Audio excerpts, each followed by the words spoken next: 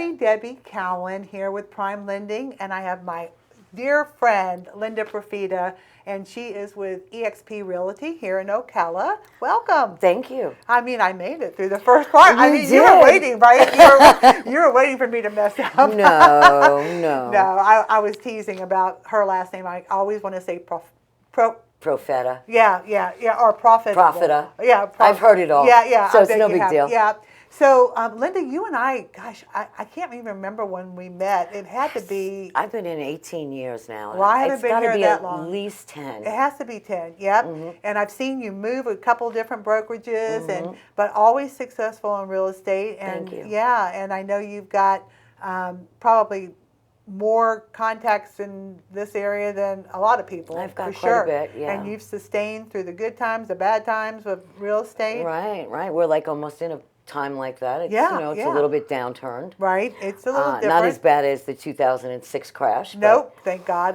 But who knows? Things always change. Right. I mean, I think that we're in a good position this time around just because of the equity people bought it. I think that they didn't do, then they were doing a lot of 80/20s.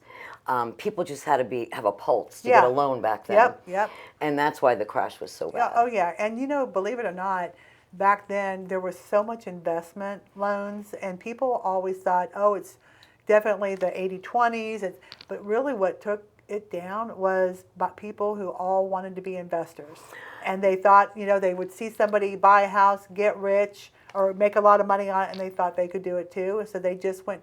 I can remember years ago during that time, I was watching something on 2020, and they were talking about the housing market in South Florida, and they were building all these gigantic, beautiful new condos, and there were all these builder specials. If you buy now, put 30% down, you can get in on the builder special price. And so people were coming in, buying them specifically for investment homes, and putting their 30% down right up front, waiting for them to be built. And by the time they were built, they weren't worth it.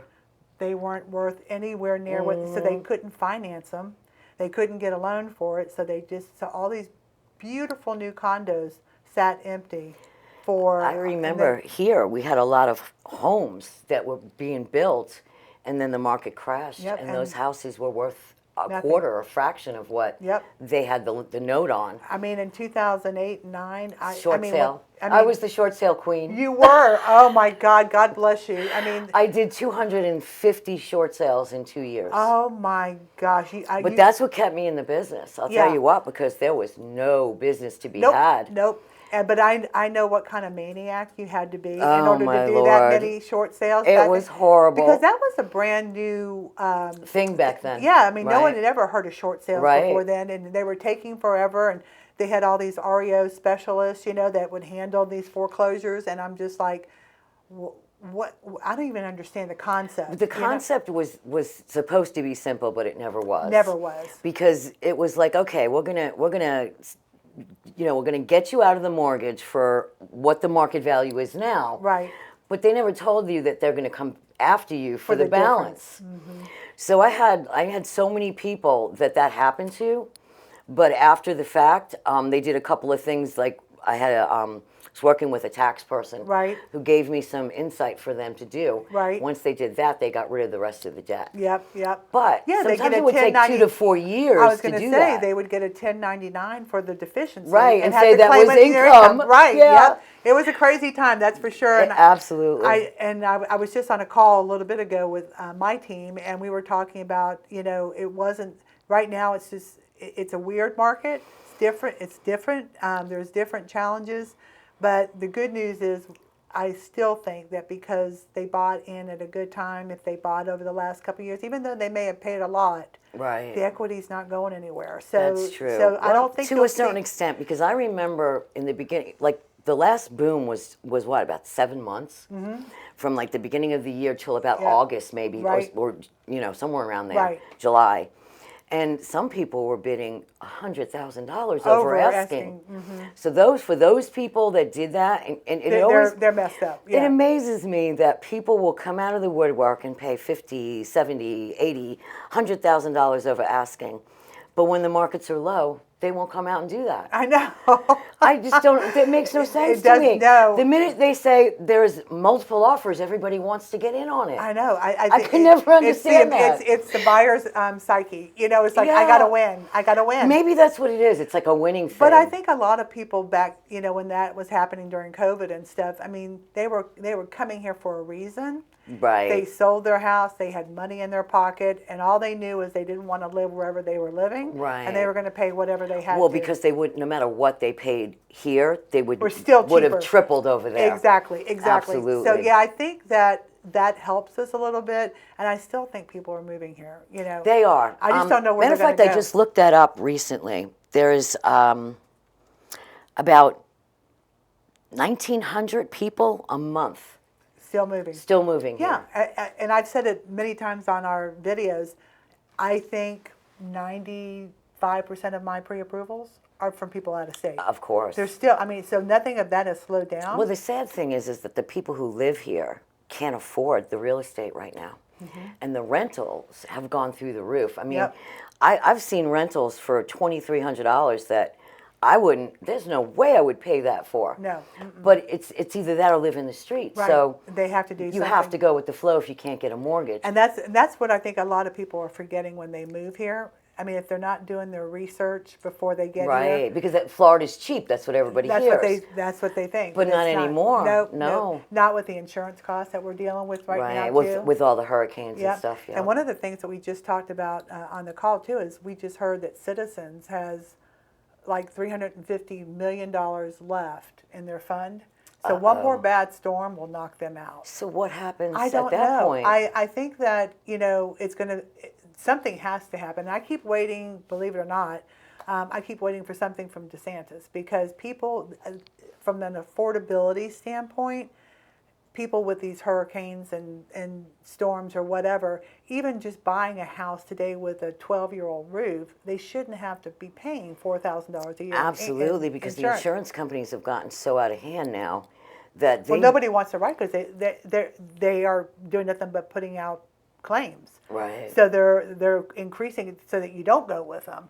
And I Right. had a customer that had his roof was 2005, and I told him up front when he started, I said, if you can find insurance, it's going to be very, very expensive. $6,300 a year, Yeah, $8,300 a Yeah, year. and these are people that are either on fixed income, coming here and buying in the 55 plus, you know, and paying $250,000 to $300,000 for a house, not expecting you spend $250,000 on a house, you don't think you got to put a roof on it. No. But you do. I know. Because, So- you know, when I'm looking as a buyer's agent, when I'm working with buyers, $250,000, you have to see what the houses look like. Yeah, I 'cause wouldn't, that didn't I wouldn't buy put my enemy in some of these houses. I know, and that's the whole thing is that people don't realize that, you know, I had a customer the other day and his income was, you know, about $35,000, $40,000 a year. Which is low, on the lower side. And he couldn't afford a $200,000. I mean, he could barely afford a $200,000 house. And what are you going to find at $200,000? A house that is just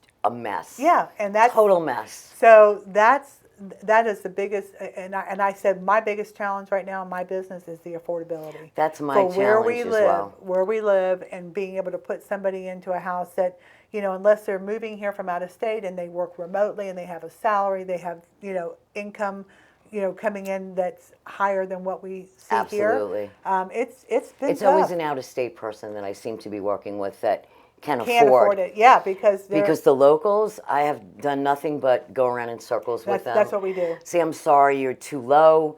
You know, could you get somebody else to come on the loan with Yep, you? I You do know, every whatever day. you can do to raise that up. Yeah, Because I because- can't find anything that FHA is going to pass. Nope. In $200,000 range. No. It's impossible. I had one woman that said, you know, I don't care how old the mobile home is. I'll take a mobile home at this point. I'm like, but nobody will finance we won't it. finance it if it's not in good repair. And they won't insure it either. No. So You might get past the financing, but you'll never get past that insurance. well, I'm starting to see. Are you starting to see all these developments go up with townhouses for rent and stuff? Mm-hmm. I mean, it's like, who would have thought Ocala would have, you know, this rental problem that, you know, they have to. These builders are not building homes for sale now. They're building them rentals. for rent. Yeah. Well, a lot of them overbuilt before. I guess they thought that market was going to gonna go continue. for at least a year. Yep. and it only went 7 months. Yep. So they overbuilt. Yep. And then now they have all this inventory sitting. Yeah, well, and that's probably killing them. So I now think- they got. Armstrong used to do that all the time. They used to rent out for like years. Yeah. Until they decided to sell them, so they can get their money back. Yeah, because there's no. I mean, I'm trying to think where it was on 36. I think is where who is it? Lennar is building townhomes. I mean, and those are so pricey. I went and showed one of know. those. How much are they asking for those? They were like, I want to say they were like 250, 280 maybe. Ridiculous for a 2-bedroom.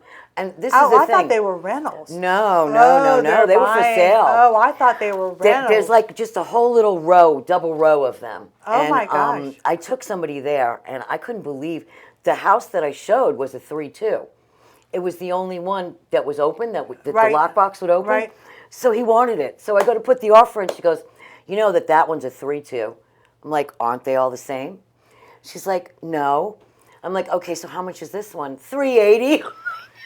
I think we got to go now. Oh, Let's just go. $380 for a townhouse? For the 3-2, the only one they had that was big. And that was townhouse. the only one I could get in, so I thought they were all the same. Oh my gosh. Come to go put an offer in, she goes, you do know that one that you saw is not the same as all the others. I'm like, why? Do they have like a HOA out there too? I don't think they do. So I no don't believe- amenities or no anything like- amenities whatsoever. For Nothing. that price? Oh my gosh. It's almost like I don't know, just like And it's in a weird place. yeah. It's, I it's mean, way back, but you never know it was there. no, but I mean, it's in a bad. It's in a bad section. Traffic section. Yeah, You know, it is. so they're gonna whoever lives there is gonna be dealing with that busy, and then Mary Camp. So it's gonna. Have you seen the new ones that are going up somewhere in the downtown historic district?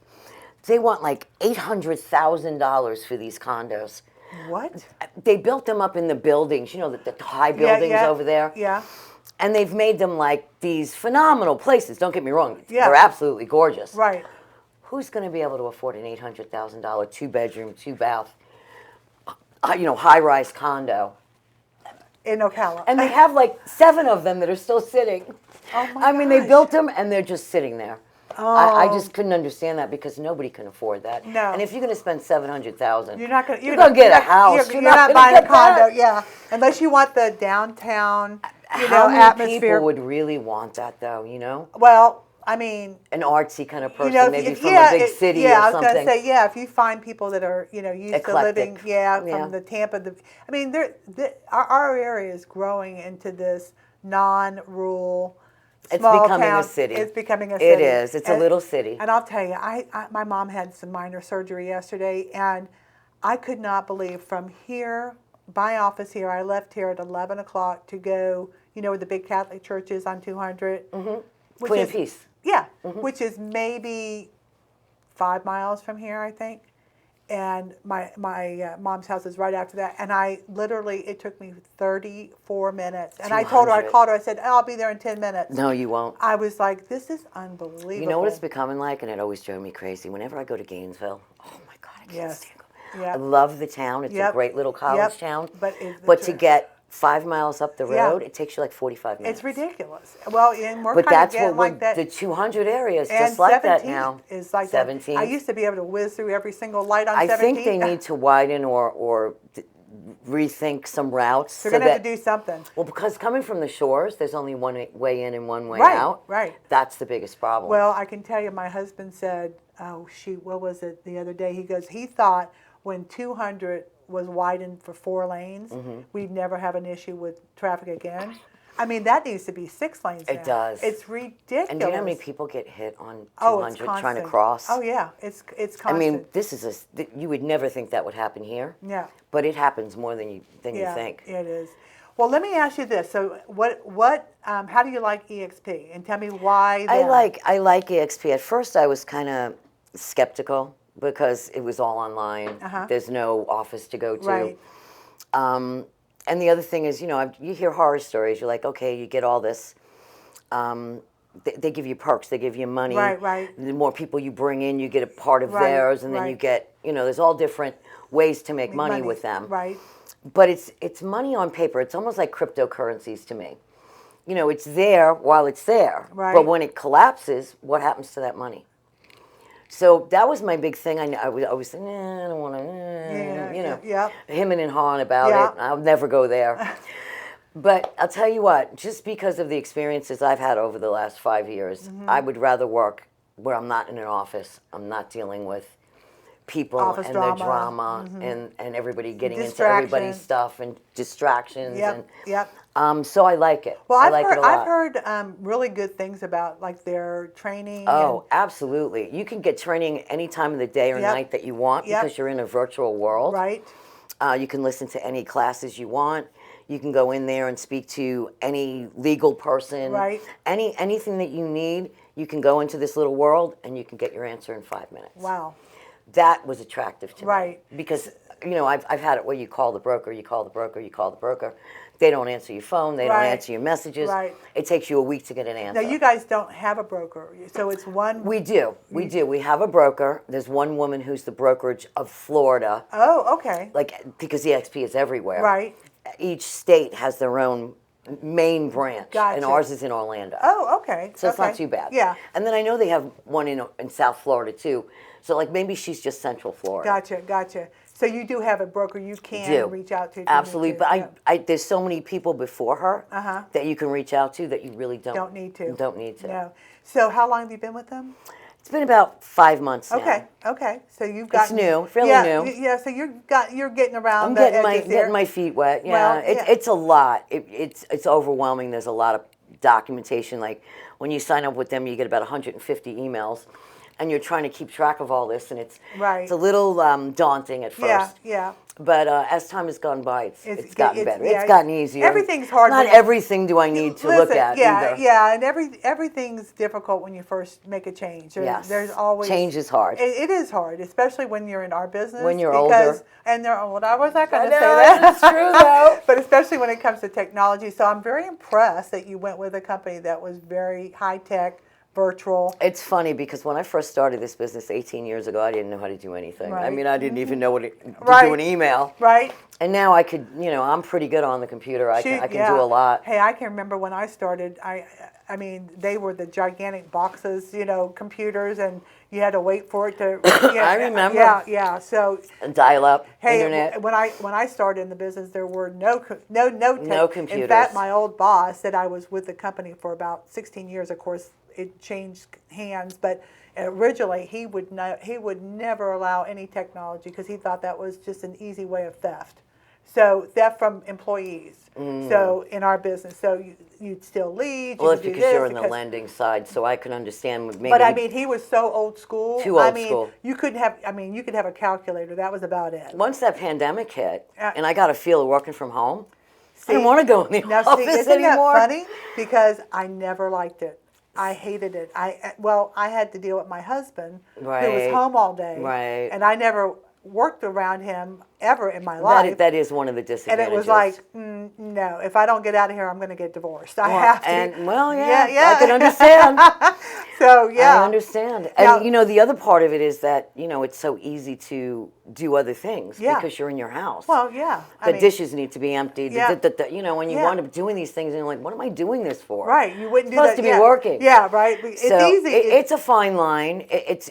Well, do I have to be stronger on myself or deal with the drama? Yeah. I think I'll be stronger on myself. Yeah. That's where I came to that. And I mean, listen, we can do it. I mean, it's not like you can't because everything is technology. Everything is by phone. Right. But I just like feeling like I come to a different place. Well, see, and I tried that route too. I tried to go to a new office, and it was like a graveyard. Yeah, so I just couldn't. It was like, why even bother? I know, because it's quiet. It was like, no. But I love it. I'm just old school. I've never worked from home in my entire life, and when I did with COVID for maybe 6 months, I said, screw it, I'm going back. Yeah. And I'll just sit there by myself. See, most places closed down. Yeah, totally. Well, they kind of did here too, but I didn't. Not as bad as the rest of the country. I didn't obey. So I just Well, and you were here by yourself anyway, so. Yeah, I mean, there's very few, customers still like to come in sometimes, and so, especially when That's the bad part, is like when you have somebody and you don't want to meet them at a property, you want to meet them first in the office. I don't have that anymore. Yeah. But I try to do other things, like get a Well, copy send of them their for driver's tell them license. to get a pre-approval, and then come in here and you can meet with them. There you go. There You go. There you got plenty of. That's what a lot of people do. Believe it or not. That's smart. Yeah. That's smart. So let's talk about you a little personally. You've got 2 children. I have 2 grown children. I know. Yeah. I now your boy. My son is 28, and he just, matter of fact, turned 28 a couple days ago. Did he just get married or just engaged? No, he's engaged. Okay. Yeah, he's okay. not rushing to get married. No. But he lives in Georgia with his fiance. Right. And my daughter, who is going to be 22 next month, she's still living with, at home. Deciding whether she wants to go to Gainesville, go to college. She took a little break between high school. Yep. She went to college for a year, and then she put it on hold. So she's going back, I think, the winter. Yeah. What does she want to do? She changed her mind so many times already. Oh my God! I wish that I could keep up with her. First, she wanted to be a lawyer at first, and talked to some people, and they kind of discouraged her. I think, and how hard it really is. Yeah. So now I don't really know. She changes her mind like the wind. I'm not sure. She was talking about architecture. I'll tell you, that's a good thing. I just don't know whether this is the place for that. Maybe not, but she might have to move. Exactly. I can remember telling a young girl that was in here one time getting her first house. And sweetest kid, I actually fell in love with her. She was wonderful. She was smart. And she had like $70,000 worth of student loan debt. That's scary. And she was making $18 an hour where she was for her profession. And I told her, I said, look, if you're not making at least what your student loan debt is, you're in the wrong place. Absolutely. And she's like, now, a year later, she bought the house. A year later, she called me and she goes, I'm moving to Tampa. She goes, I took your advice, and my salary is $75,000 a year. And I said, well, now I feel better, because if you work that hard for that degree and you've got that kind of debt, you got to at least be making that kind of money. And that's where our country is kind of messed up for kids, because you push school, but and yet they get all this debt, and they're not even capable of getting a And job. they can't get a job that they could have gotten without that degree. No, and that's why I'm a firm believer of bringing back the tech schools and getting kids back into the electrical plumbers that make great money. Absolutely. A plumber, you know what a plumber makes? Yeah, I mean, it's just crazy. So I can remember when I was in high school, they had technical schools. Tech schools. And everybody that didn't want to go to college, I even went to it for like 1 year in my junior year, I think, because they had computer programming. And I thought, oh, that's what I'll be. And that was back in the day when, they taught me how to code, build something. Coding. Now, let me tell you, I didn't do very well, and I never pursued it after that. My son went to school for that. For computers. Is that what he's doing? He works for Chick-fil-A in Georgia. Yeah. And he sets up systems in the Chick-fil-A's for them. He's making really good money. Now, IT is another thing that that's a great profession. I mean, there will never be a no lack of, for IT people. Right. Not and in our he world can today. take a computer apart and put it back together again. He builds computers, the whole 9 yards. That's very cool. He's set. He still has debt though from college. He went to got his bachelor's at Rasmussen, which was very expensive. Yep.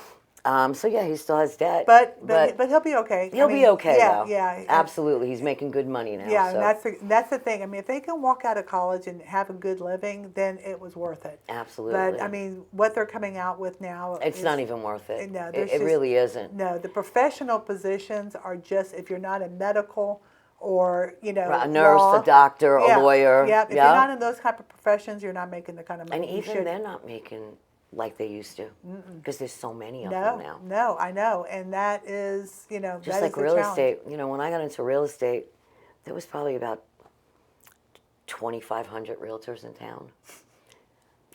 Quadruple that. That's where we're at now. That's because everybody gets in it when it gets easy. They Well, don't know how to that's it. sustain And when then it they're gets all hard. gone when, like this market, we're going to drop out. Oh yeah, Probably and they're more already, than a quarter. They're already doing that. Yeah. Well, Linda, we have had our time, and I'm so glad that we finally got a chance to We've do been this. talking about it forever. So I've been trying to take her to lunch too, but we always seem to not be able to connect. So I'm glad we finally made it happen. Absolutely, And it was fun. I wish you all the luck in the world with EXP. Thank you.